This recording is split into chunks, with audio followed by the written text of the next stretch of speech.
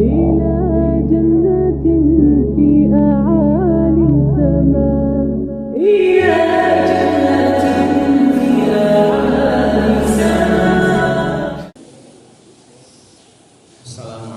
warahmatullahi wabarakatuh. Alhamdulillahi ala ihsanih wa syukru ala taufiqihi wa amtinanih. Wa asyhadu an la ilaha illallah wahdahu la syarika lahu ta'ziman li syahnih. Wa asyhadu anna Muhammadan abduhu wa rasuluhu ad-da'i ila ridwanih. Allahumma shalli alaihi wa ala alihi wa ashabihi wa ikhwanihi. Rabbi shrah li sadri wa yassir li amri wahlul 'uqdatam min lisani yafqahu qawli. Ma'asyiral muslimin, jamaah salat maghrib dan isya Masjid Darul Mu'minin yang semoga senantiasa dirahmati oleh Allah Ta'ala. Pertama-tama kita panjatkan rasa syukur kita kepada hadirat Allah Ta'ala, yang mana kita masih diberikan kesempatan, kemudahan, taufik, hidayah dan nikmat sehingga kita bisa berkumpul di masjid ini dalam rangka mempelajari salah satu ilmu dari bagian dari ilmu Islam.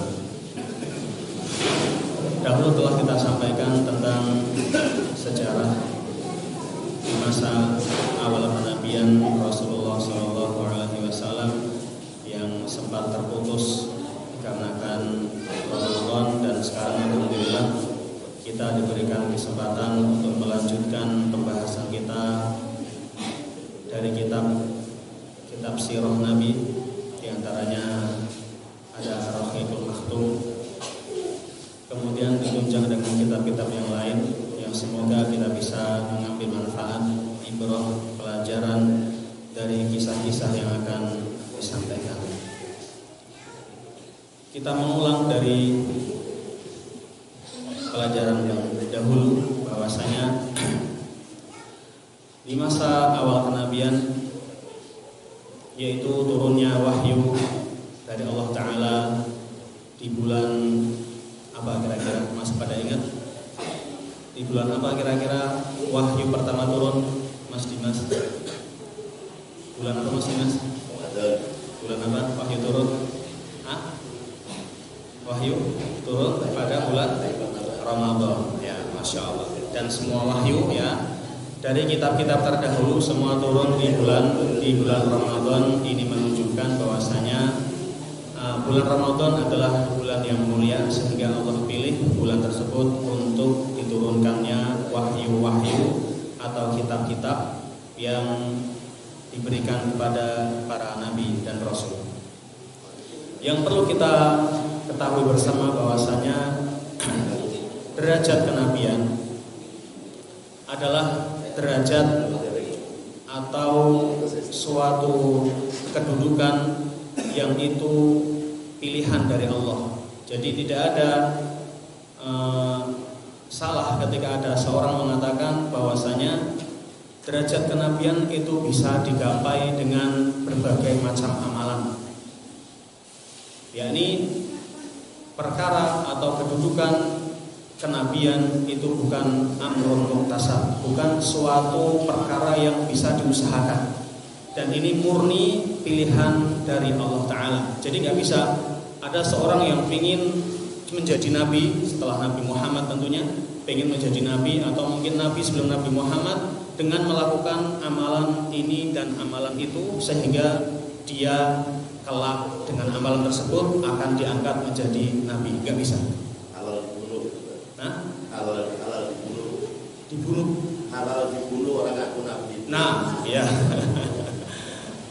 Halal dibunuh, Masya Allah, seperti Musailamah, ya. Nah, dari situ kita tahu bahwasanya karena ada sebagian orang, sebagian golongan yang menganggap bahwasanya derajat kenabian itu bisa digapai dengan amalan-amalan tertentu, dan ini salah fatal. Kemudian derajat atau kedudukan kenabian itu derajat yang sangat tinggi di sisi Allah, dan ini murni adalah pilihan dari Allah Ta'ala, yang mana Allah mengatakan wallahu yakhluqu ma yasha'u wa yakhtar. Dan sungguhnya Allah menciptakan segala sesuatu, kemudian Allah memilihnya. Ya, di antara mereka ada yang dipilih menjadi seorang nabi, ada yang dipilih menjadi seorang rasul, ada yang Allah pilih menjadi orang kaya, Allah takdirkan sebagai orang kaya. Allah juga menetapkan sebagian menjadi orang yang pas-pasan, ada yang bahkan fakir, ada yang bahkan miskin, ya. Itu semua adalah ketentuan atau pilihan dari Allah Ta'ala.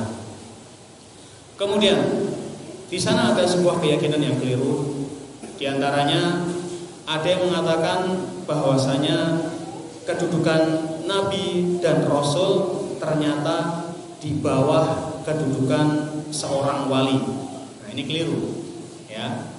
Mereka mengatakan derajat paling tinggi dalam syariat Islam adalah yang pertama wali. Kemudian derajat kedua baru nabi, baru derajat yang ketiga adalah rasul. Ini kebalik, ya. Yang benar adalah derajat paling tinggi dalam Islam pertama adalah rasul, kemudian nabi, kemudian wali. Ya. Ada seorang yang terkenal dengan sebutan Ibnu Arabi, dia mengatakan maqamun nubuwah fauqar rasul dunal wali. Jadi kedudukan kenabian itu di atas rasul tapi di bawah kewalian. Nah, ini salah fatal, ya. Yang benar dalam Islam kedudukan terutama adalah rasul, kemudian nabi, kemudian para wali. Nah, mereka berdalil dengan mereka menganggap bahwasanya nabi lebih utama dari para rasul itu dengan dalil kisah Nabi Khadir atau Nabi Khidir yang ada dalam surat Al-Kahfi. Mereka menunjukkan, lihat, ini Khadir adalah seorang nabi. Adapun Nabi Musa ini adalah nabi plus rasul. Buktinya apa? Nabi Musa berguru dengan Nabi Khadir. Ini menunjukkan bahwasanya nabi lebih mulia daripada rasul. Benar nggak kira-kira? Ternyata Nabi Musa kedudukannya sangat tinggi. Bahkan setelah Nabi Musa, setelah Rasulullah, para ulama berbeda pendapat, apakah setelah Rasulullah itu di bawahnya Nabi Ibrahim atau Nabi Musa? Antara dua nabi ini, nabi yang paling mulia setelah Rasulullah, ada yang mengatakan Nabi Ibrahim, ada yang mengatakan Nabi Musa. Kalau kita lihat, Nabi Musa adalah nama yang paling banyak disebut dalam Al-Quran. Nama yang paling banyak Allah sebut dalam Al-Quran, melebihi Nabi Ibrahim, melebihi Nabi Muhammad, bahkan melebihi nama-nama nabi yang lain.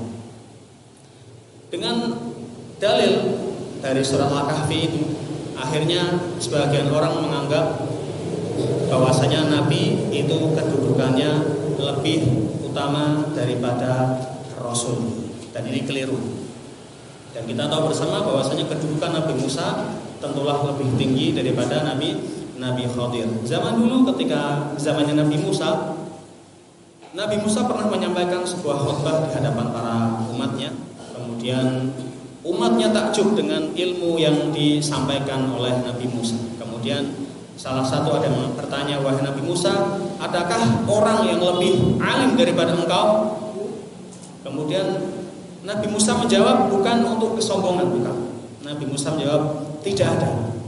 Karena yang Nabi Musa tahu, dia adalah satu-satunya Rasul di tempat itu. Akhirnya Nabi Musa mengatakan, tidak ada orang yang lebih berilmu dari saya. Nah, akhirnya apa? Dari perkataan seperti ini yang mungkin agak sombong sedikit, ya. Akhirnya Allah tegur dengan, wahai Nabi Musa, wahai Musa, sesungguhnya di sana ada hambaku yang ia lebih berilmu dari engkau. Akhirnya Nabi Musa pun ingin mencari ilmu terhadap atau berguru kepada orang tersebut. Yang dimaksud adalah Nabi Khadir atau Nabi Khidir. Akhirnya Nabi Musa berjalan sampai berhari-hari, dan kemudian bertemu, kemudian belajar atau berguru bersama Nabi Khadir alaihissalam. Nah, kemudian banyak kisah-kisah yang aneh tentang Nabi Khadir ini. Bahkan saya juga dahulu senang mendengar kisah-kisah yang aneh-aneh, ya. Bahkan sekarang, nggak tahu kalau sekarang ya. Dulu saya masih sering mendengar Nabi Khadir menjelma jadi orang gila. Kemudian ketemu sama kiai siapa, kemudian berpelukan di pinggir jalan. Ada yang seperti ini. Ada yang melewati hutan, dan beberapa rombongan kiai ketika itu katanya kisahnya itu. Kemudian di hutan tersebut, di perjalanan di tengah-tengah hutan itu tiba-tiba si Pak Yai itu nyuruh berhenti karena ada orang di pinggir jalan yang pakaian compang-camping, ya. Kemudian si Pak Kiai ini turun, kemudian salaman, cium tangan, pelukan sama si orang yang kelihatannya kayak orang yang agak kurang waras. Kemudian setelah tanya, itu siapa? Itu adalah Nabi Khadir. Ini semua adalah kisah-kisah yang kurang masuk akal, ya. Dan kalaulah dia seorang nabi, pasti akan berpenampilan dengan penampilan yang layak. Dan apakah Nabi Khadir sekarang masih hidup? Gimana Bapak Ibu? Apakah masih hidup? Masih hidup. Nah, dalam sebuah ayat surat Al-Imran,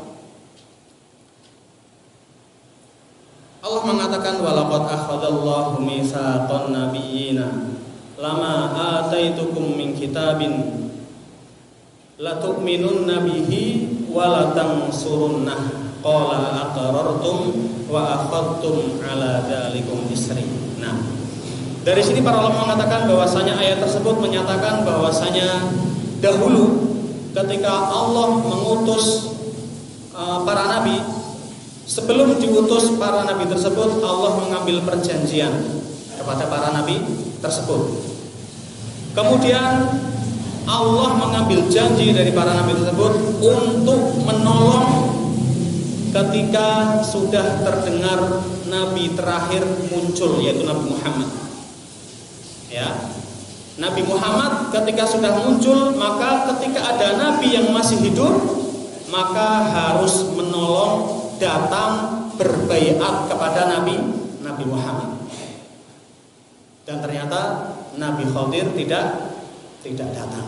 Ini perbedaan ulama, ya. Kalau saya sendiri lebih meyakini bahwasanya Nabi Khadir sudah wafat. Beliau sudah wafat. Dan di sebuah hadis Nabi pernah mengatakan, tidak ada orang setelah ini 100 tahun ke depan dia masih hidup. Jadi kalau ada orang yang masih hidup 100 tahun ke depan berikutnya dia akan masih hidup. Ini sebuah hadis. Ini sebagai bukti bahwasanya pendapat yang lebih kuat adalah bahwasanya Nabi Khadir beliau sudah wafat. Karena kalau beliau masih hidup, dia pasti akan berbaiat, mendatangi Nabi dan menolong bersama Nabi, berperang, berjihad bersama Nabi. Karena ini adalah sebuah perintah atau mitsaq. Mitsaq itu dalam bahasa Arab adalah perjanjian yang sangat kuat yang Allah ambil dari para nabi, 124.000 nabi dan 313 para rasul. Kalau mereka ada yang masih hidup, mereka harus mendatangi Nabi Muhammad, nabi yang terakhir.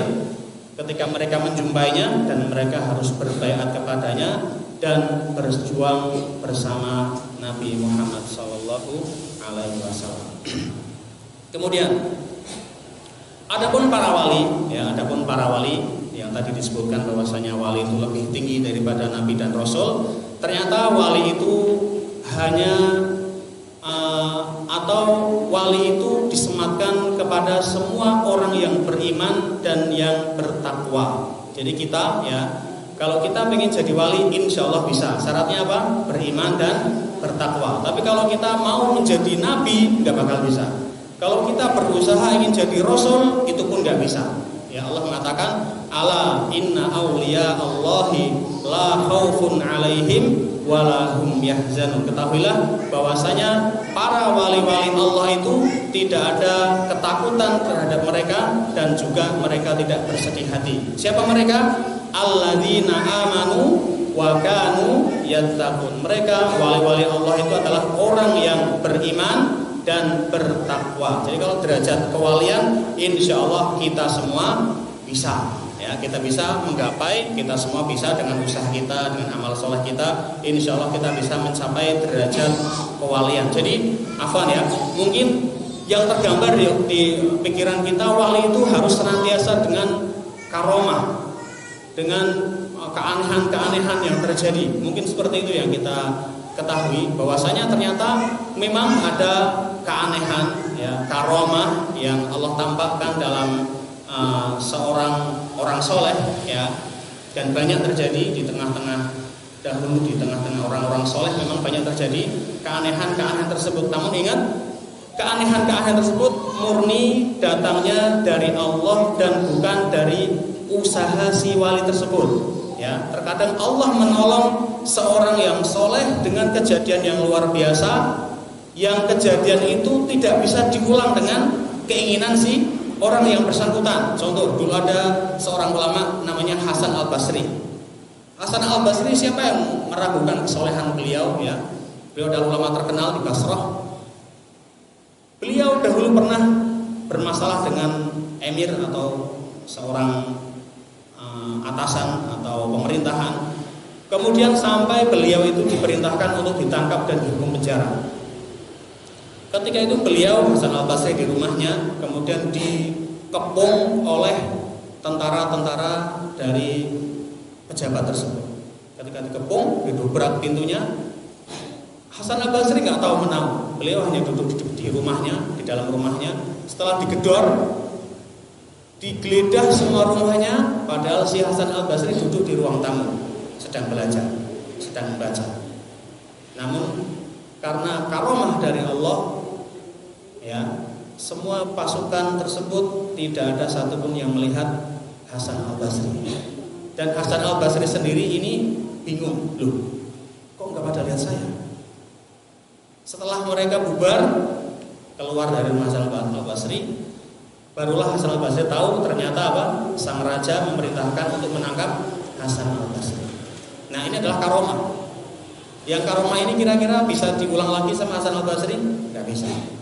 Ini adalah murni datangnya dadaan, ya, kayak tahu bulat, ya, dan tidak bisa diulang, tidak bisa dipamerkan. Sesuatu keanehan yang bisa dipamerkan bisa jadi itu berasal dari bantuan apa kira-kira? Bantuan makhluk halus. Dan orang yang punya hubungan dengan makhluk halus itu berbahaya, ya, karena dalam sebuah ayat dikatakan ketika kita meminta bantuan kepada jin, maka jin itu malah membuat kita tambah jauh dari Allah, ya, tambah tersesat dan tersesat bersama jin tersebut. Karena jin membantu tidak cuma-cuma, mereka membantu harus dengan imbalan, entah imbalannya berupa dosa yang besar atau dengan maksiat atau dengan kekufuran, ya. Semakin kita berbuat dosa semakin besar, bantuan dari jin pun akan semakin besar, ya. Jadi intinya bahwasanya karomah yang bisa dipertontonkan di hadapan khalayak dan bisa diulang-ulang oleh keinginan si orang tersebut, ya, maka ini bukan karomah. Yang karomah ini murni datang dari Allah dan datangnya dadaan dan tidak bisa diulang. Bahkan di mukjizat para nabi sekalipun, ya, kita tahu bahwasanya banyak terjadi mukjizat seperti Nabi membelah bulan. Apakah setiap hari Nabi mempertontonkan, ayo kita lihat bulan terbelah, besoknya lagi, ayo kita lihat bulan terbelah? Tidak, ya, hanya kejadian saat itu saja, ya. Kemudian pernah Nabi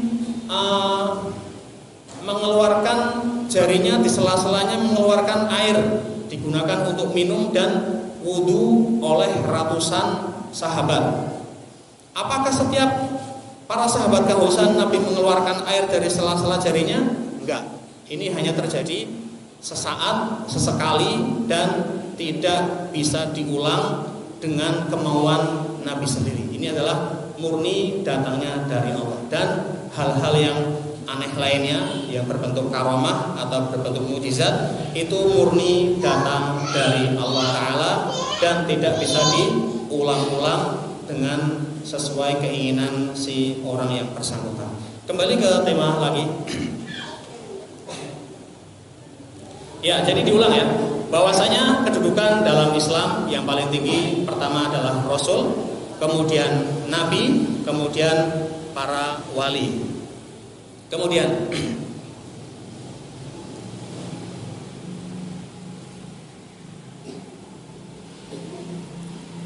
ketika malaikat Jibril turun, ada yang mengatakan dengan wujud yang aslinya, ada yang mengatakan menyerupai manusia biasa. Ketika itu, ya kita tahu bersama bahwasanya malaikat diberikan kemampuan oleh Allah untuk tasyakul atau berubah wujud. Dan setelah wahyu turun dan setelah berjalannya wahyu turun, ya seringkali malaikat Jibril terkadang mendatangi Nabi dalam wujud manusia.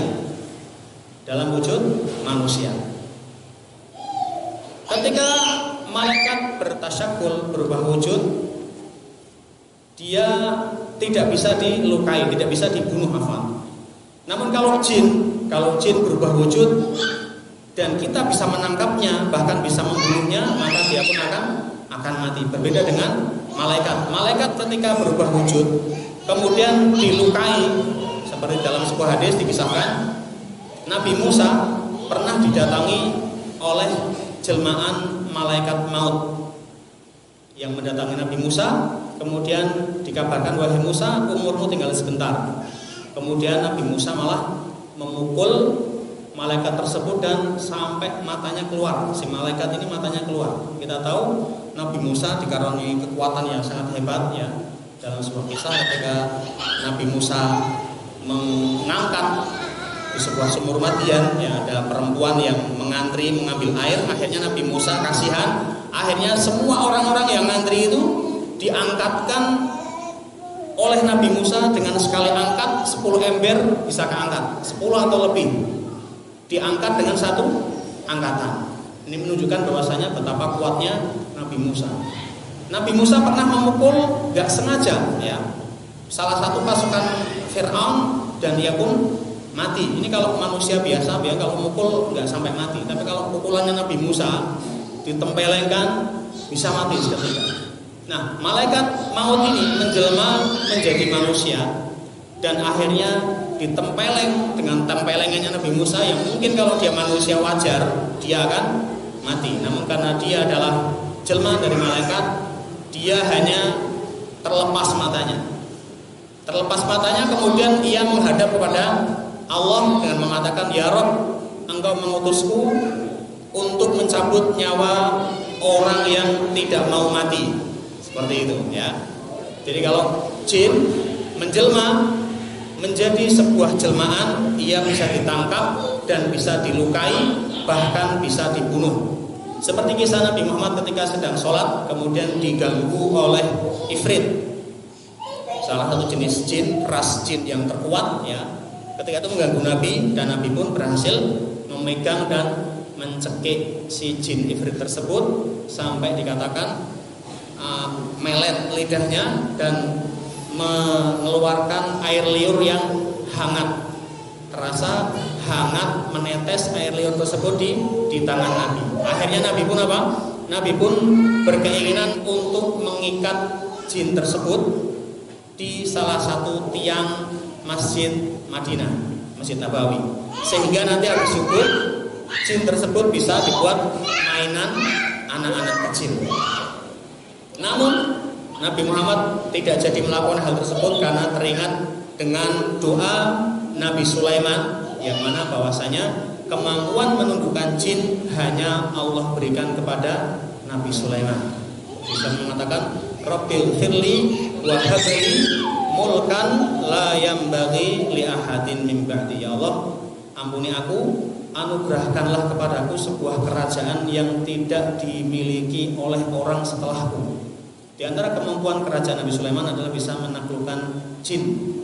Nah, Nabi tidak mau atau malu terhadap doanya Nabi Sulaiman tersebut. Akhirnya yang mana Nabi sudah mengikat jin tersebut, jin yang tadi mengganggu, akhirnya kembali dilepas. Ya. Di sebuah hadis yang lain, Nabi pernah mendengar kabar bahwasanya ada seorang sahabat yang pulang dari safar, kemudian mendapati istrinya di luar rumah.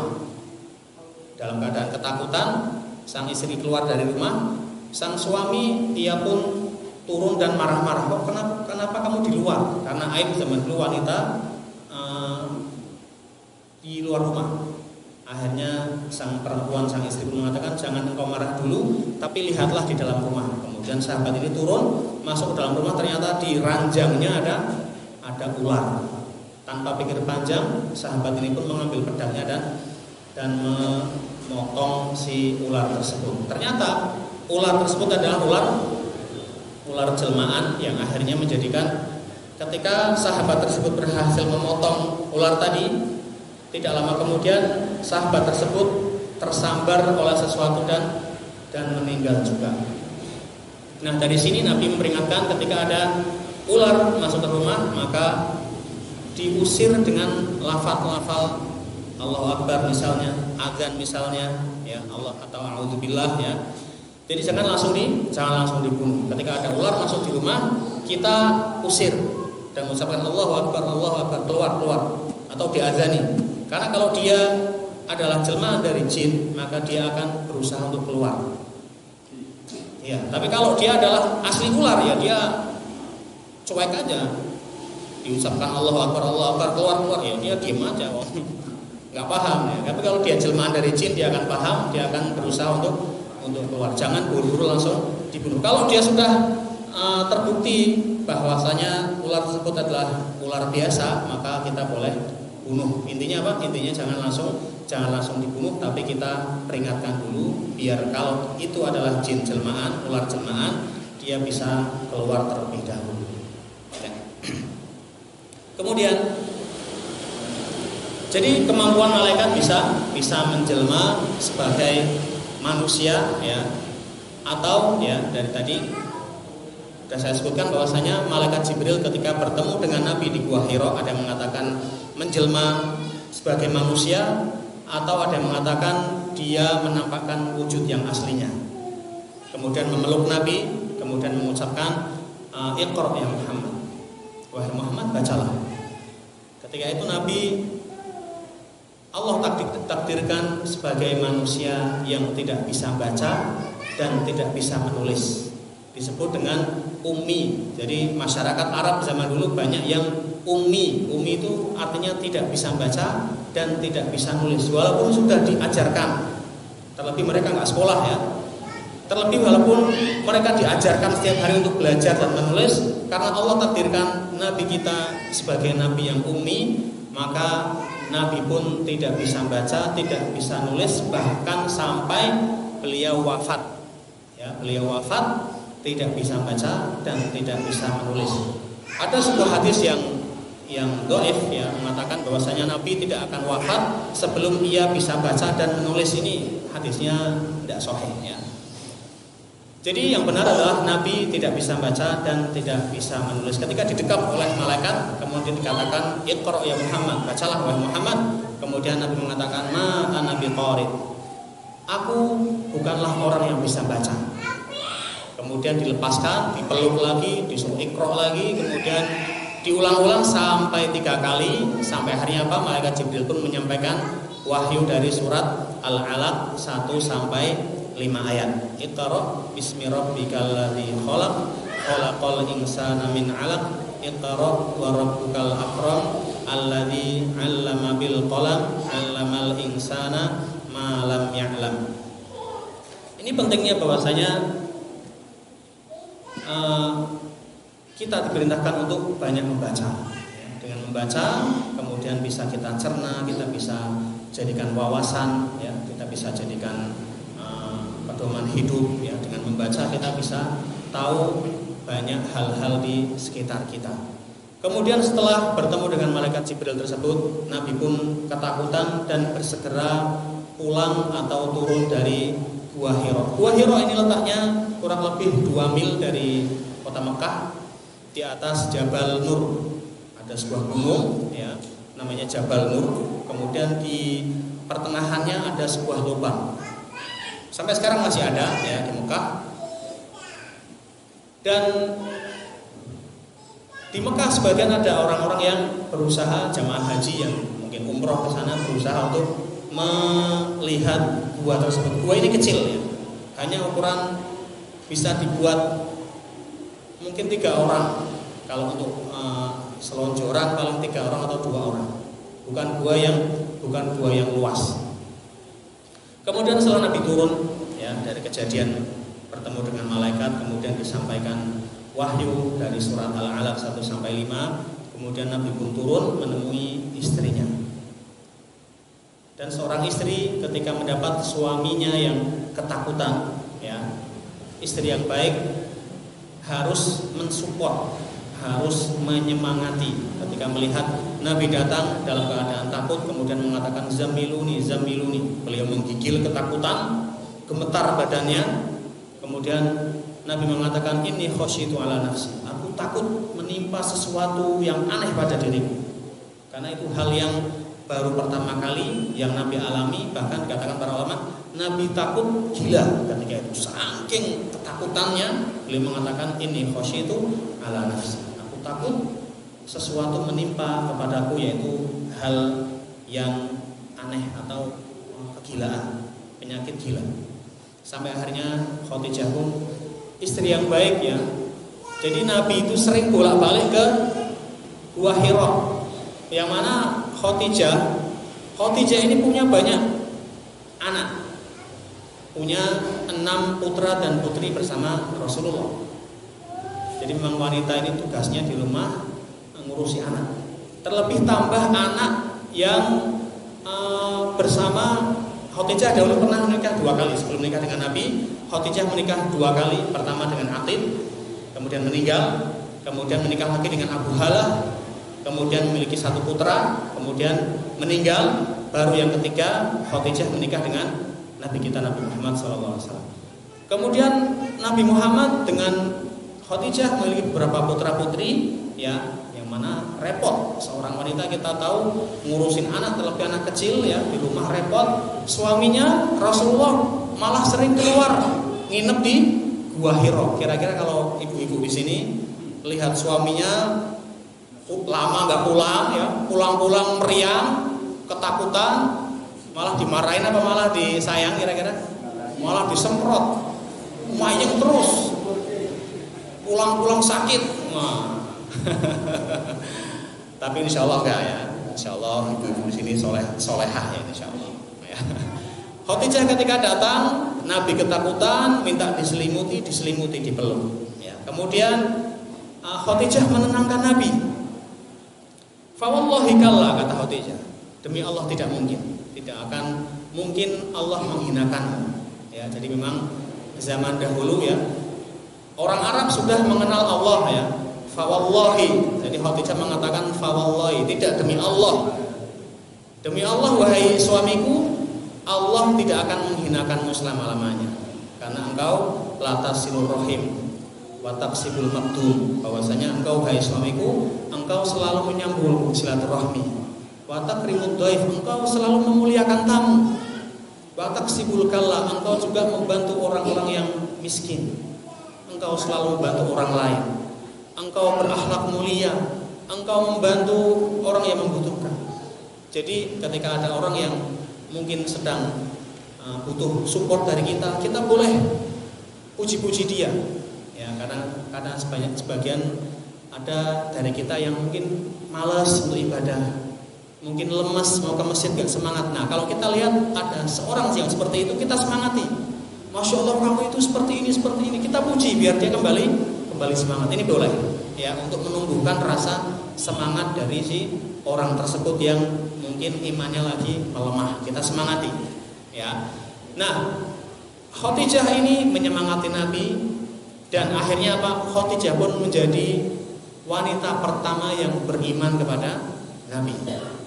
Setelah itu, setelah Nabi Muhammad agak tenangan sedikit ya, kemudian Nabi Muhammad dibawa ke saudara sepupu Khadijah, yaitu seorang yang ia tidak menyembah berhala, namanya Waraqah bin Naufal. Waraqah bin Naufal orang yang sudah sangat tua renta dan dia buta, dan dia dahulunya adalah ahli mempelajari kitab-kitab zaman dahulu, termasuk Injil, Taurat. Waraqah ini ahli dalam dalam hal-hal kitab terdahulu.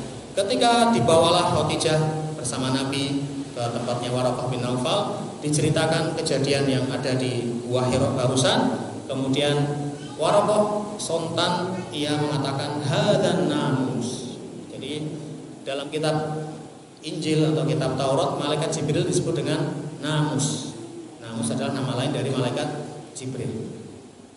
Hadza huwa namus alladzi anzala ala Musa. Ini adalah namus yang dulu turun kepada Musa.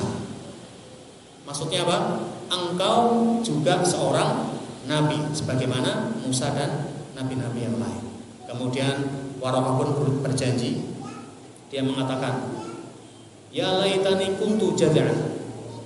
Waraqah mengatakan, "Wahai Muhammad, seandainya aku bisa kembali menjadi muda dan kuat, maka aku akan membelamu mati-matian ketika kelak orang-orang Mekah akan mengusirmu." Kemudian kata Rasulullah, "Amukhrijiyahum, apakah orang-orang Mekah ini akan tega mengusirku?" Iya.